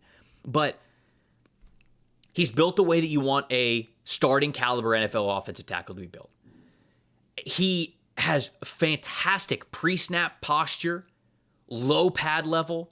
His hip flexors are flexible enough to where he can totally get down in very powerful pre-snap. He anchors very well already with good technique and strength against bull rushes. Naturally fluid mover at 6'7", 320. I saw him mirror pass rushers, whether it was Jack Sawyer or most of the game he was going up against Tuimoloau. Anytime Tuimoloau tried to cross chop him or go inside out or whatever, he was right there and ready for it. He didn't panic. He had great posture. He was able to stand right in front of him. Excellent core strength to where when he chose to fire his hand inside and get in the inside chest of JTT, and when he was able to get his hands inside, that was it. He was not moving as JTT was kind of like trying to move his body and take him one way or the other. He could handle it. That core strength from that wrestling background absolutely shows up for him. Great body control. Not only does he have good body control off the snap, he has great body control when he is resetting. When he is resetting his hands, when he might have lost an initial rep, all of that is there. I wonder how long the arms are. I think he's built like an offensive tackle. I just wonder if they're a big plus for him. And then, of course, he's got to play. And unfortunately, on top of the pec injury, and a reason why you probably didn't have him ranked, and I get it, is he just recently, a week ago, broke his arm in a UTV, ATV accident when he was up in Wyoming. And now he's going to miss maybe more than half the season? Yeah, I don't know. It seems... We don't know exact details yet, but it seems significant. So there is I would even say that the most likely possibility is that he's not coming out for 2026, that he's got to come back just because he won't have enough games. Let me throw another wrinkle at you. Go ahead. He probably wasn't going to play tackle this year, right? I mean, they have Anthony Knapp at left tackle, who I know got hurt before the playoff, but he was their left tackle, and he's a sophomore who they really like. And then Aamil Wagner's their right tackle. So Jagusah was going to play guard, I think, this year, and then would probably get to play right tackle if Wagner declared the following year. Now, if that was the path, obviously, I don't think that he would have declared at all anyways. Right. I think he would have started at tackle. Interesting. I don't know. From what I've taught. Hey, maybe. Who knows? It's hard, and now he can't, but so it's what really stinks. Right. All that to say, like, I loved him, man. I get it. The one game that I watched, I went, if JTT's a second round pick, this kid's already like late first, early second round type of a player. There's so much of a projection. He's got to prove it. I totally understand that. But you want to talk about dudes that are built and have the athletic ability and just the overall natural talent to play this position at an incredibly high level. This dude is it. This dude has it. And so I was so impressed with that one game. I got him at 5 here. Number 4 for me is Xavier Chaplin, the transfer from Virginia Tech to Auburn. Didn't watch him. It's okay. I mean, he's a transfer. It's a big transfer for Auburn. 6'7", 338. He is someone that I think it's just going to go one of two ways. Like, he's either going to be a borderline first rounder or he could be a day 3 guy. This is your bet guy. Like Jagusah is my bet guy. This is your bet guy. I mean, 2-year starter at left tackle for Virginia Tech. Now he transfers to Auburn. He is an insanely dense human, especially in the thick lower half. Like, he's almost 340 pounds. He's huge. Absolutely huge. I think his lower half works in sync with his hands, which is impressive at that size. A lot of guys they'll stop their feet while they throw their hands. He throws his hands with a purpose as a pass protector. A lot of these guys, sometimes it could be going through the motions or doing it for the sake of doing it. When this guy throws his hands, it's meant to knock pass rushers off balance. He's got this nasty snatch and trap in pass pro. I mean, there's a couple of times where he buries people in the dirt with the snatch and trap where I was like, that is really clean, really impressive, and shows off not only technique but pure strength. And then you watch him in the run game in a phone booth. He just relocates people. This is why Auburn loved him. He's a people mover off the line of scrimmage. Like, hey, you're in front of me or it's inside zone. I'm playing in a phone booth. I'm bigger and stronger than you. You're going places, and I'm going to help our team's run game. Now, this is why he is I think, high variance prospect. Not a ton of true pass sets in Virginia Tech's offense when you watch the tape. It's going to be interesting to see him in those scenarios in the SEC. Mm-hmm. I think he was overwhelmed against stunts and overload pressures, and the speed of that is only going to increase. Way too many holds and false starts last year. He had 7 combined. He gets grabby. He doesn't need to. He's so strong, and his punch is so powerful. He does not need to hold, but it's just naturally he got really, really grabby. And then this goes back to the contrast of all the great things I said about him blocking in a phone booth in the run game. When you watch them run outside zone or getting him on the move in general, the balance and hand placement is just all over the place. Mm-hmm. And it leads to a lot of big misses. So the highs of Xavier Chaplin are franchise tackle. The lows are borderline liability. But the fact that Auburn went after him as hard as they did with his physical gifts, I'm fascinated what they can kind of squeeze out of him developmental wise going forward. Yeah, fit probably matters a lot for this. And, yes. and sort of we tried to do this more on this show. We're going to do that even more this year, even at PFF. Like, we're going to talk about these prospects and say, like, okay, not only this is where we have them ranked, but also, subcategories. Like, this is a zone blocking scheme type of offensive tackle. And some guys sometimes are scheme versatile, and we'll be able to showcase that as well. But, this sounds like a player who, hey, if he gets in a downhill, man, gap, run blocking scheme, he's running a lot of power, a lot of duo, things like that, like, you'll probably be happy with a lot of the results that you get. And if, he's getting drafted to a Shanahan outside zone type of system, then, you might have a couple of plays that you wish you maybe drafted a different offensive tackle. So we will see with that one. The next guy that I want to talk about is Caleb Lomu from Utah. I have him at 4. You had him 9, 8? Let's see. I had him at 8. You talk about somebody who has the ability to develop into an NFL caliber offensive tackle. So he's only a redshirt sophomore this year. He was just a redshirt freshman last year. Him and Spencer Fano, the offensive tackle from Utah, who I'm sure that we'll talk about in a few minutes here. Connor, this, with the way that we talked about Mauigoa and the way that we talked about Proctor, how both of those guys could potentially be guards at the NFL level, Utah might have OT1 and OT2 in the 2026 NFL. There's a very real world where that trajectory happens. Because Fano, I'm going to assume that you still have him higher on the list, and we'll talk about him in a few minutes. You've got Lomu at 8, and I think that you got Lomu at 8. We probably see them the same. I guarantee it. I just think that, what'd you say? I would guarantee we do. I think Lomu's just a year away in some physical development categories. 100%. And like, I see him exactly the same. Like, you look at his measurables right now. So 1 year as a starter, he started at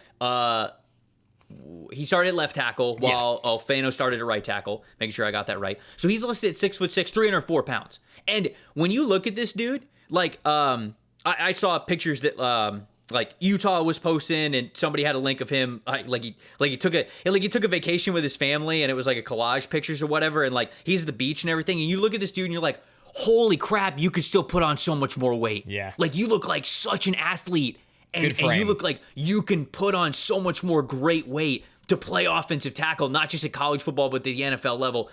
So he was a 4-star, won a state championship in 2021.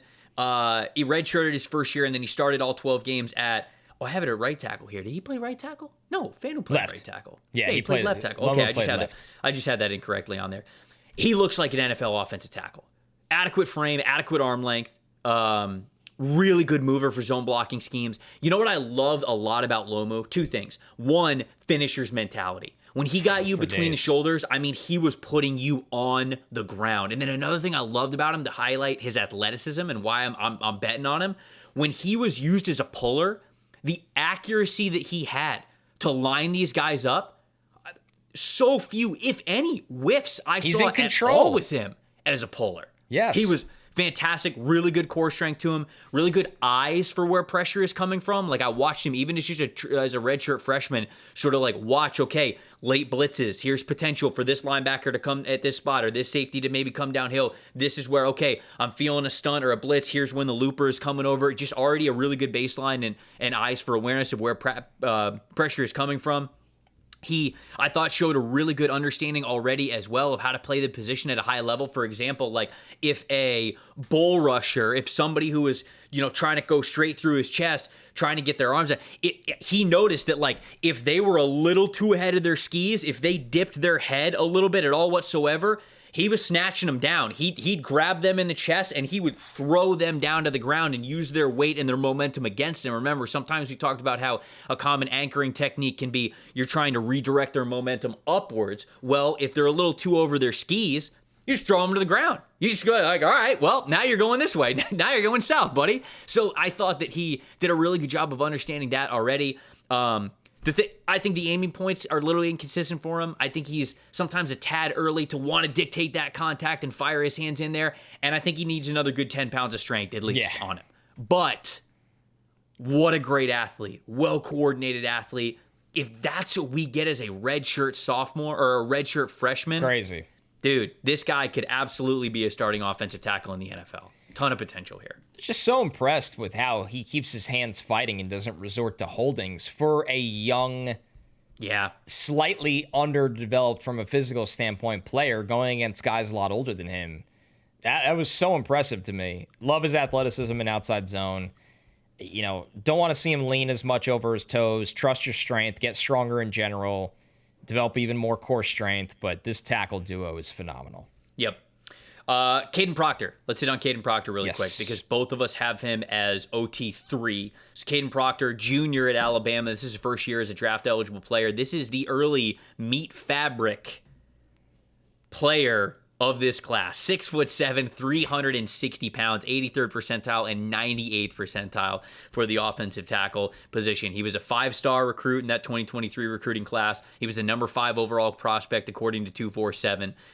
He won the Anthony Munoz Award, which is given annually to the best offensive lineman in high school as a senior during his senior season in high school. Committed to Alabama, played and started 13 games as a true freshman at left tackle, and then he played and started in 11 games again last season.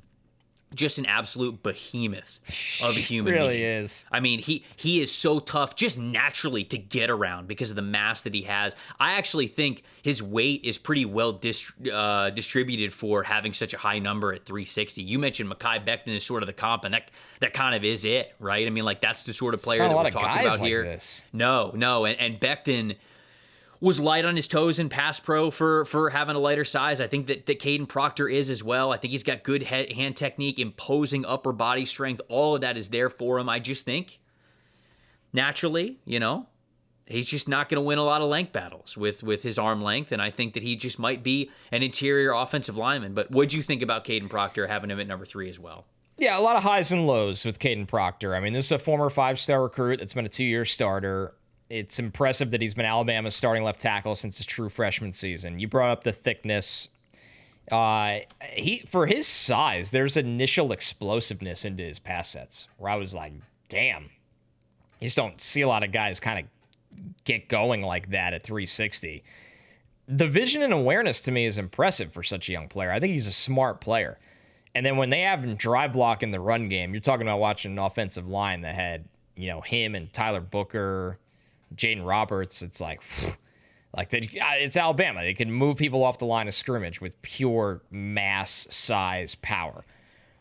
Technically, Trevor, I thought there was a long way to go in a lot of different areas. He wins a lot by just being bigger. That's it. I think his hands are constantly wide or high. Constantly wide or high. Yeah. Where he miss high a lot. It's like, I missed, and now I'm grabbing the face, I'm holding the face mask, or I have to readjust, or I'm around the shoulder pads, which causes him to lose control throughout the play. I was disappointed by his anchor.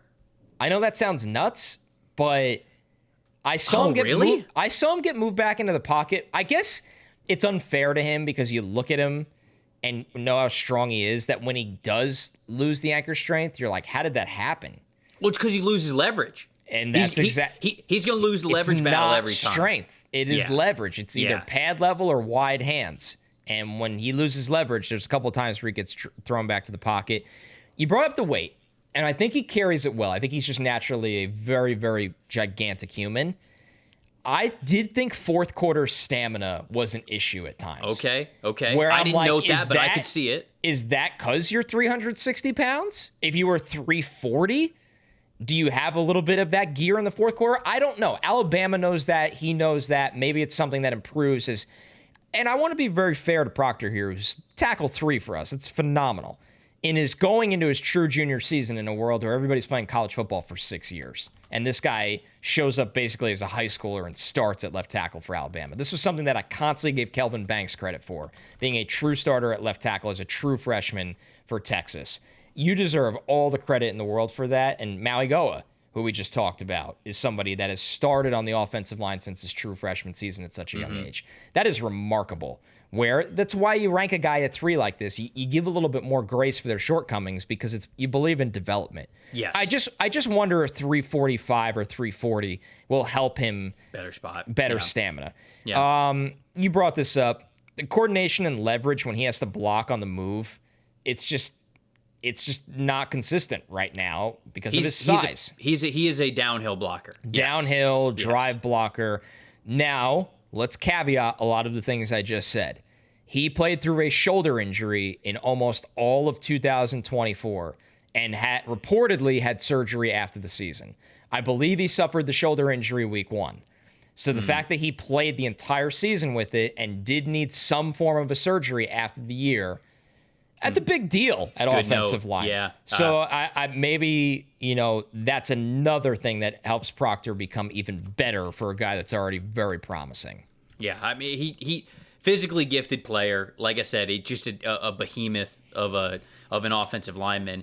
Alabama does sometimes have their guys just a really high weight. And, obviously that was in the Saban program before, and now DeBoer is obviously going to be a little bit different. We're talking about different programs here, but like I thought the same thing with J.C. Latham, where it was like, all right, well, I think Latham's kind of carrying more weight than he needs to play well at that position. And I wonder if that's the same case with Proctor. If Proctor's going to stick at offensive tackle, it really might be him losing a little bit of weight. But if he's sticking it, if you're putting him inside, then you could play him at 350, 360, and I think that he'll be fine. And I think that a lot of the length issues that he might have might be mitigated, especially if he's in that like power run blocking scheme. So ended up having him OT3 as well, same as you, which I believe, unless there is a mystery player that you watched that I didn't, and you're just straight wrong on Spencer Fano from Utah, but I have more faith in you for that. I have Spencer Fano as offensive tackle number 1. Do you as well?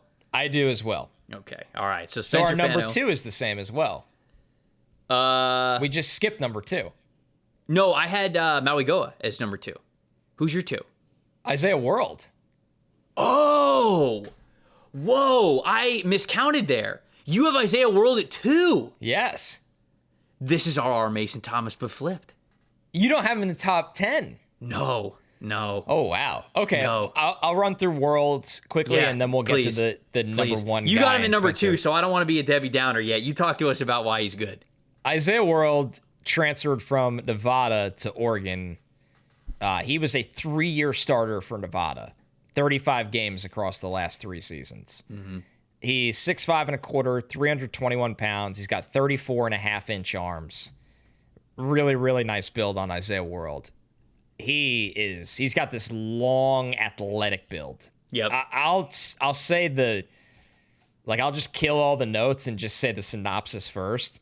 Some shades of Olu Fashanu with Isaiah World. Not there yet. Olu was pretty special.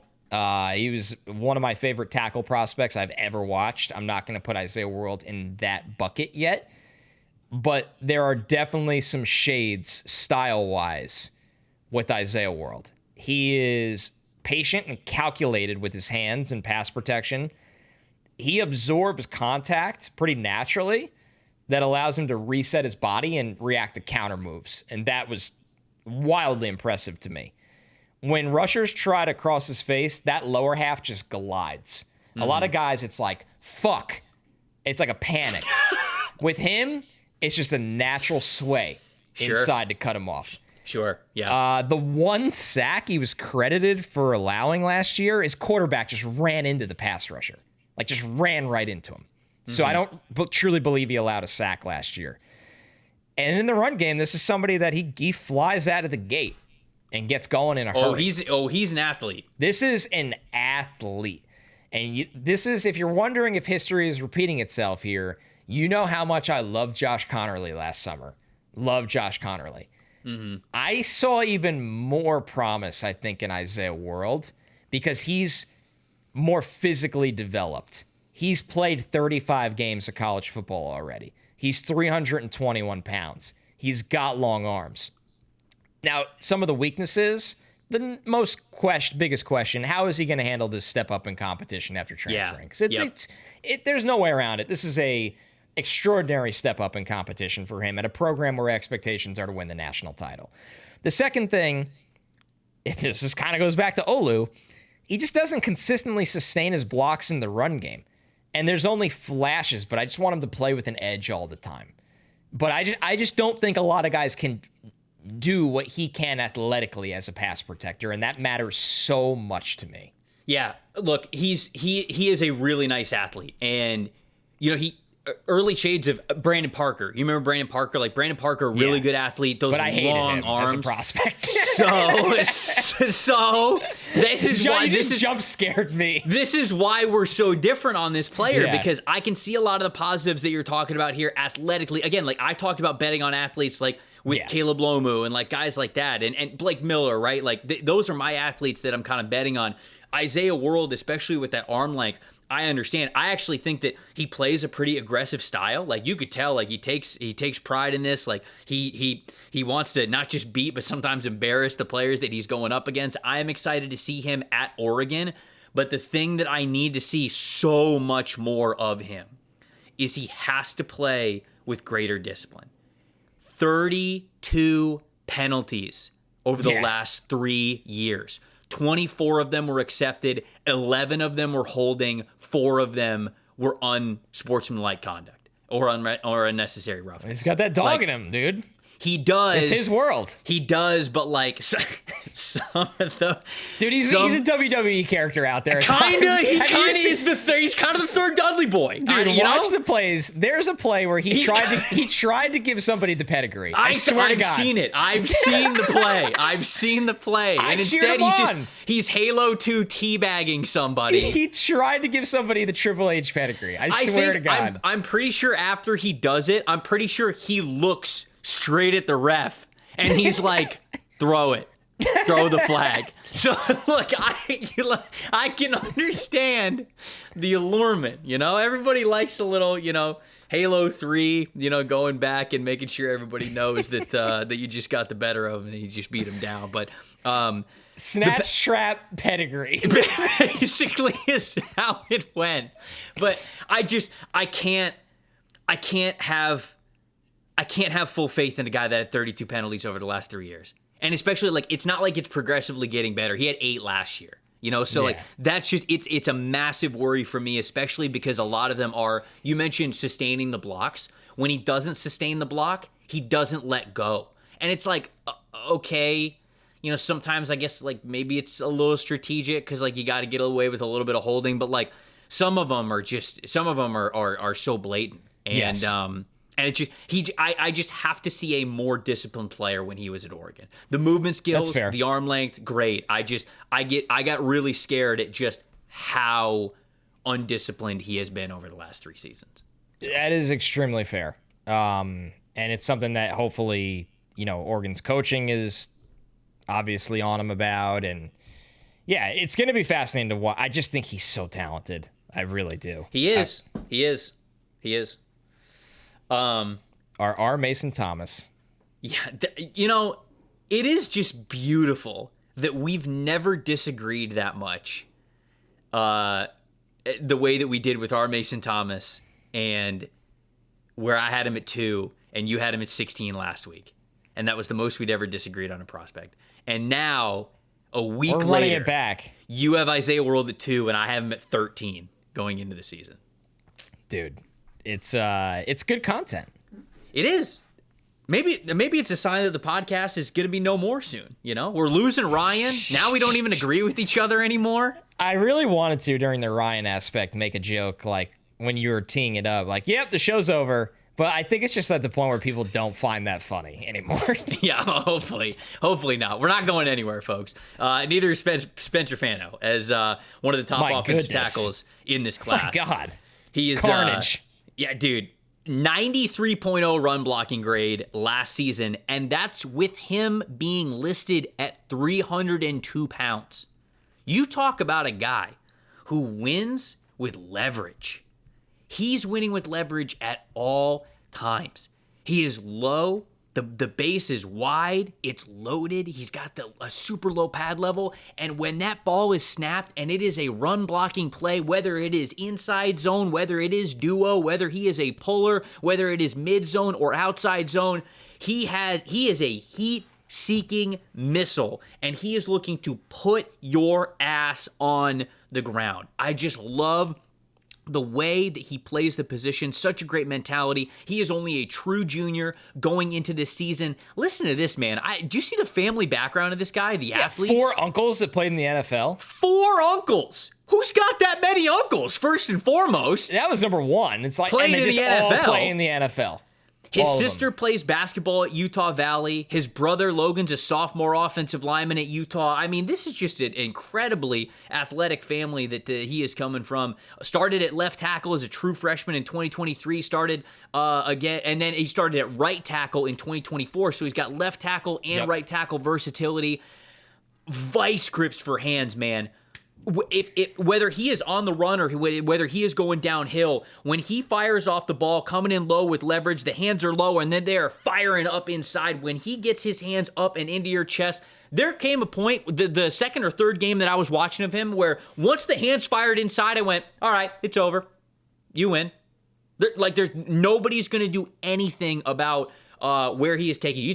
The offensive linemen love the phrase, moving a man from point A to point B against their will.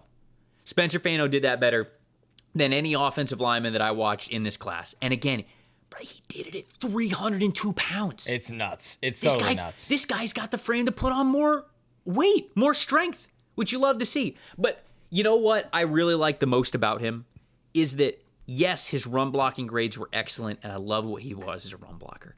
He has got lightning quick feet in pass pro. Lightning quick feet in pass pro. Like, he can fire off the ball in pass protection just as fast as he does when he knows that he's going to get the chance to run through somebody in run blocking. I think this is an all-around offensive tackle. He's light on the scale, and you see that a little bit with him and sort of how he plays, especially in pass protection. He needs to get a little bit better there. A negative that I saw in pass pro is that he can overset a little bit on his kick slides. I wrote that down. Yeah, he exposes the inside shoulder a little bit too much, but brother, that's an anticipation thing. I mean, again, he's a true junior going into this season. Totally. You give me 10 more pounds on this dude and his teammate Caleb Lomu, and like I said, we very well could have OT1 and OT2 in this class, both playing in Utah this year. Yeah, incredible watch. I think you highlighted the strengths really, really well. It's just, he's like a bull at the line of scrimmage. The knockback power, I didn't even care that he's 302 because he just plays with so much strength. He don't play like it. Yep. No, and he'll come into the combine with more weight on him and he'll be fine. And he blocks through the whistle, the legs drive, the hands are in attack mode, stalls speed to power because he understands leverage and hand placement. Love the starting experience at both tackle spots.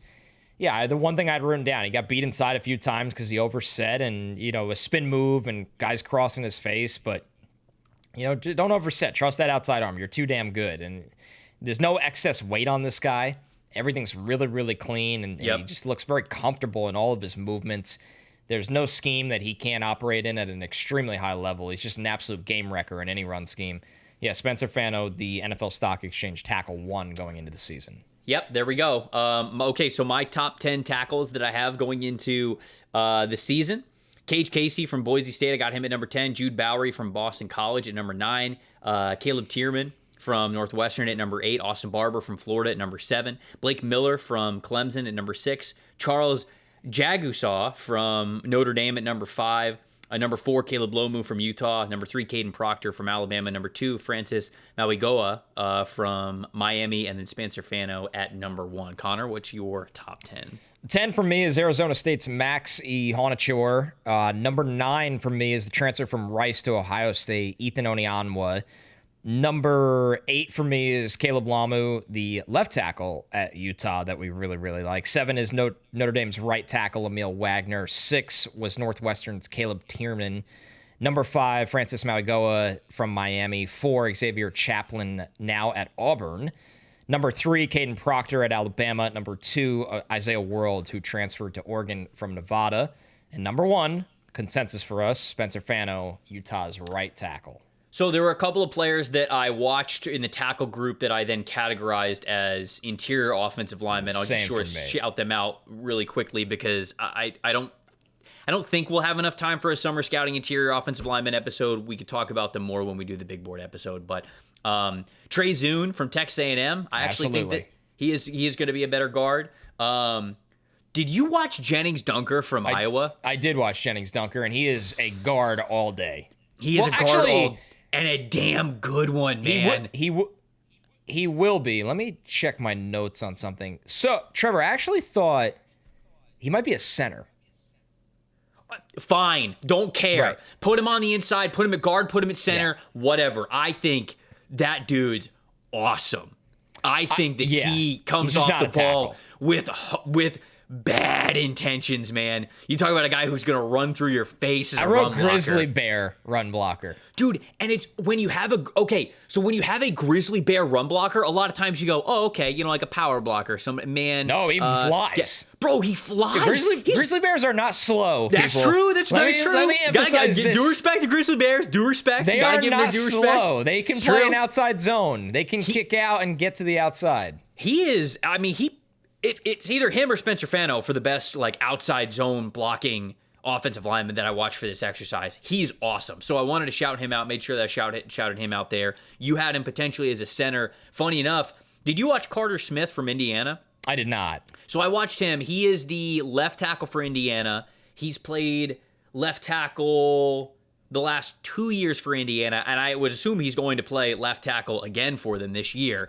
I think he's got the measurables for an interior offensive lineman. I actually think he's got the build and movement skills. I'd love to see him at center. So he was the one guy that I moved from the tackle group actually to center. Let's see. Who are the other guys? Ernest Green III from Georgia. I watched him. He's a left tackle. I think that he is a guard, but I do think that he could be a pretty dang good guard. And then Brian Parker from Duke is the other one who he is their right tackle. I don't know if he's going to play left tackle this year, but he's played right tackle for them, played right tackle for them last year. I don't think he's got the length or the foot speed to play tackle, so I've got him in at guard. One more, Penn State's Drew Shelton. I think it will be better at guard. That's one more. He started all last year at left tackle. I like his projection to guard, although he'll get a shot at tackle.